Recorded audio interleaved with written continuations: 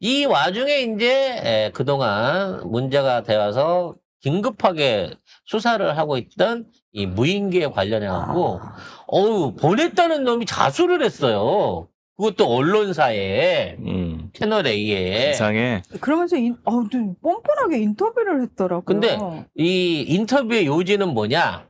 나는 평범한 대학원생이다. 30대의 대학원생이다라고 얘기하는데, 이력을 봤는데 윤호개인이에요. 관련한 기사 확실하게 정리를 해보겠습니다. 자, 이 무인기를 날렸다고 주장하는 대학원생 오모 씨, 그리고 이 무인기 제작에 관여한 의혹을 받는 이사 대표 모두 윤석열 정부 시절 대통령실에서 근무했고요. 이 두 사람은 서울 소재 한 대학의 선후배로 보수 성향의 무슨 극우 청년단체에서 활동을 했고요. 그리고 경교롭게도 2022년 북한 무인기의 대한민국 영공 침범 이후 이사를 창업해서 각각 이사와 대표를 맡고 있다고 합니다. 결과적으로 한 덩어리의 대통령실 출신 젊은 놈들이, 드론 전문가들이 윤석열이 없는데도 불구하고 드론을 3차례나 띄웠다는 거예요. 근데 이게 북한의 그 드론을 띄운 게 이 지역이 민간인이 알 수 없는 군의 타격 금지 구역이었습니다. 북한의 핵시설을. 근데 이거를 이 대학원생들이 알았다고? 알고 거기를 가평을 가가지고, 보니까 그 땅에서 한 것도 아니야. 아마 배 타고 가가지고 날렸을 것 같아요. 그거를 다 알고 이렇게 내보냈다고? 그리고 뭐 갑자기 여기에 무슨 뭐 핵이 얼마나 나오는지 그거 보고 싶었다고? 말이 안 되잖아. 그걸 회수해야지 볼 수 있는 거잖아. 그리고 그걸 왜 해? 그걸 측정할 수 있는 장비도 안 달고 갔어요.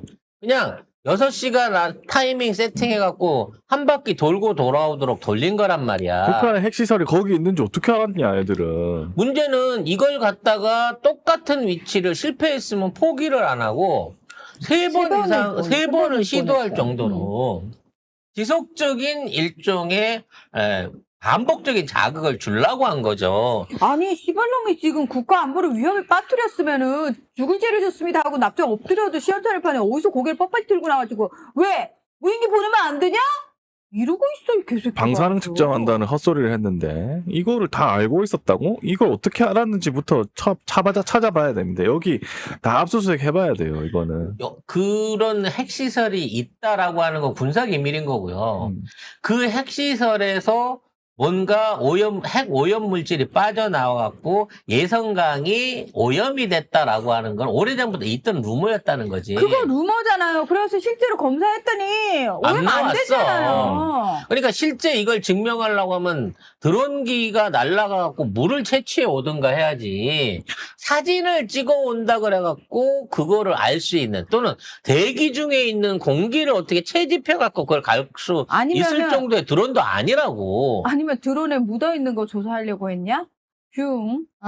그래서 이와 같은 거는 매우 정치적 의도가 있는 게 확실한데, 왜 이 새끼들이 리박스쿨 계열이고 이승만 계열이고 그 이른바 돈 받은 뉴라이트 보수계 쪽에 지원받는 출신이면서 대통령실에 둘 다 똑같이 들어가 있었고 둘 다 드론 관련된 회사를 차리고 그와 관련된 일을 하던 놈이었냐는 거지. 그 드론 가진 그 회사 차린 것도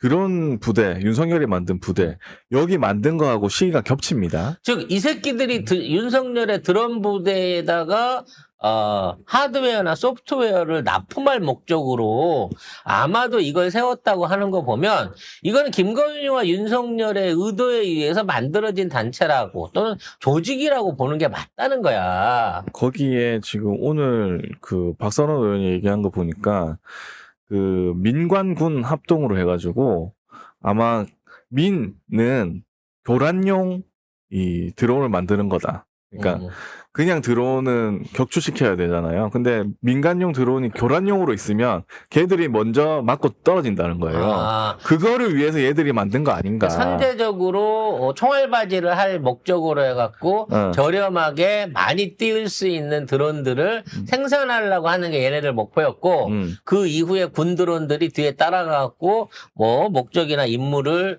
수행하게끔 하는 조건이 아니었냐라고 볼 수 있다는 거죠. 그러니까 이거는 이게 정보기관이 개입 안 할 수가 없는 내용이에요. 이 내용 자체가.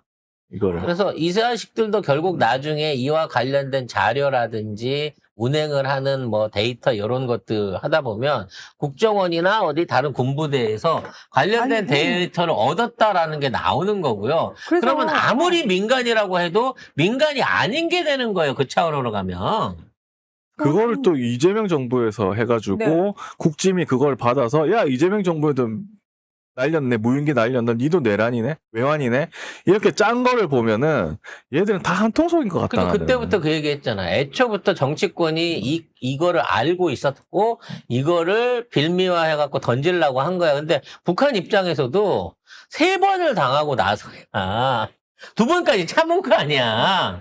3번을 당하고 나서 이 문제를 꺼내는데 북한 입장에서도 이게 심각해갖고 이 남한이랑 싸우자라고 던진 차원이 아니라 어떤 새끼들이 자꾸 이 지랄을 하는데 이거 빌미로 해갖고 우리 대화도 좀 틀 겸 이 새끼들 배우가 뭔지 한번 알아보세요라는 차원에서 마치 통일부에 제보를 한 듯한 느낌이야.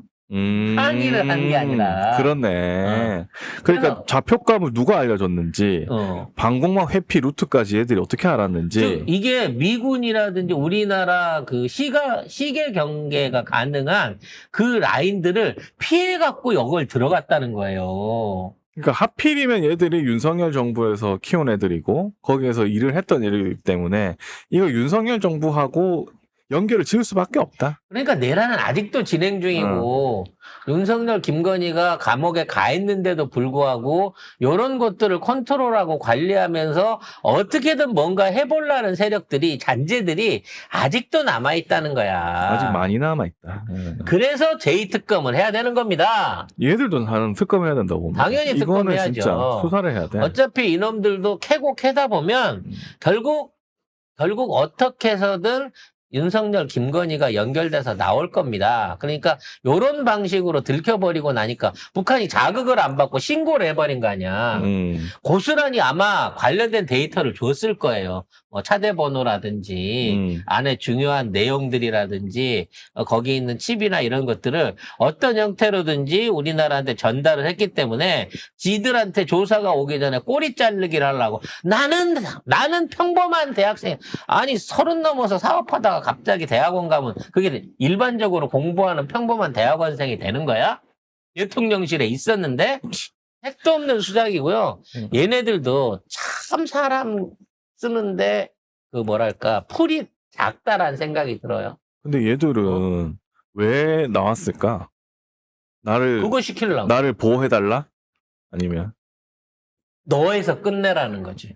꼬리 자르기로? 네 선에서 끝내라. 이미 계산 다 끝났고 이제 야 우리 돈 받을 거 받았으니까 이제 가자 이러고 나온 거지. 그래서 이제 걔들한테 그랬겠지. 야, 네가 그 과학적인 목적 내지는 개인적 취미로 보냈다고 하면 너 벌금 이상은 못 때려 현행법이 이렇게 될 수 있는데 너희들이 했던 행위 자체가 전문가도 할 수 없는 국가 기밀의 어떤 데이터들을 활용한 흔적이 있고 그걸 제공한 게 공공기관이라든지 군이라든지 정보기관이라면 니들은 내란을 획책하는 데 있어서 공조를 한 거기 때문에 일반적인 경범죄 사범이 될 수가 없는 거야. 왜 환죄로 가야 돼? 이적죄 뭐 이런 걸로 가야 돼. 이적죄로 가야 돼. 똑같이 윤석열이랑 같이. 그럼 그때 가서 얘기하겠죠. 아니 난 또 이렇게 될 줄 모르고 저는 이렇게 될 줄 몰랐어요. 저는 그냥 단순하게 요 정도만 하고 나면 나중에 취업도 시켜주고 돈도 준다 그래서 한 거예요. 요러고 나올 날이 멀지 않았다고 봅니다.